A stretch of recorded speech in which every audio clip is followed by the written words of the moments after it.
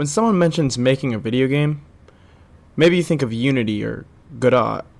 What I think of is Scratch. Scratch is an amazing coding tool that I've been using for years and years and years. And let's just say I'm basically a pro.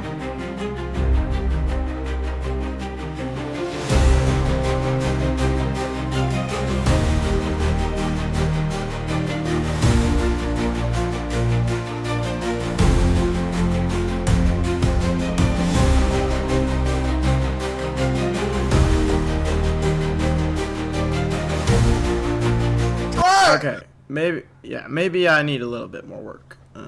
And that's why in this video right here, I'm going to be attempting to make a horror game in Scratch. Alright, first things first, let's go ahead here and draw the kind of map I want for this. I took inspiration from Granny here and I made 6 rooms with the kitchen, bedroom, dining room, living room, and of course outside, because how else are you going to escape? So now let's get to work and start creating the movement for this game.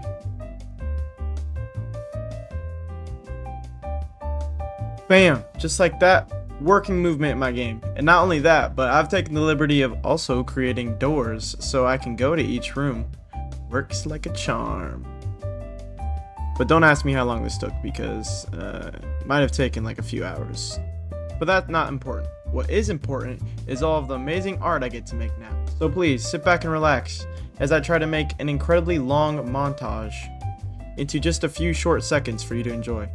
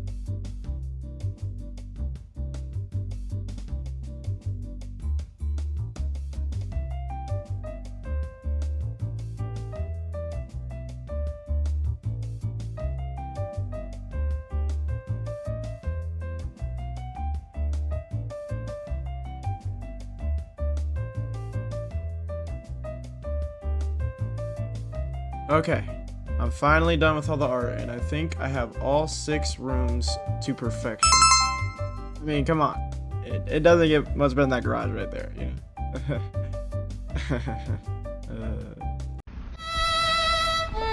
Okay, now it's time to lock in again. And what better way to do that than forget about art and actually work on the enemy's AI. The base of the enemy's AI is basically, it's a blue square currently, and it just walks around from room to room, and if you see it, see, it teleports, which is exactly what I wanted it to do. Okay, I think I finally figured out the issue here. So basically, I had the same variable for every single room, and that did not work, because it started teleporting from room to room. But now, I've switched it up, and it's taken a long time, maybe a few hours, maybe a couple days. I'm not going to say exactly, but now we know. And the character is finally up and running like I want. So, let's get back into art and do some character design. Alright, finally finished designing the character. And I'm currently working on some animations. But I basically got this character idea from a different game on Scratch called Scratch Rainbow Friends. And I really like the top-down perspective, so kinda just stole it. But I'm sure they don't mind, so. Oh, and yeah, here's the enemy. So now we have backgrounds, movement, a player, and an enemy. So only thing missing is a way to escape. That means we're back to the montage.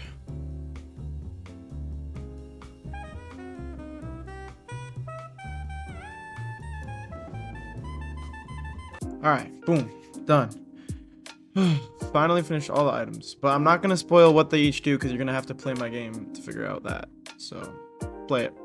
My next course of action is probably to make a story for my game. But this can't just be any other ghost story. This needs to be unique.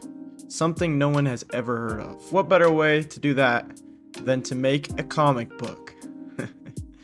This comic book is basically going to be at the beginning and end of the game, telling the reader or the player why they're at the house, and, well, the end will be how they escaped. Without further ado, here is the story. Alice was no normal girl. She was a witch.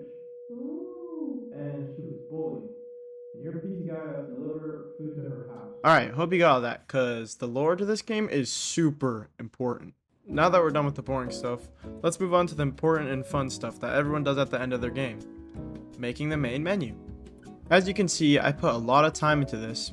Probably more than I did the rest of the game, but it was definitely worth it, because there's no... Oh, why is that? Okay, hold up. Let me fix this real quick.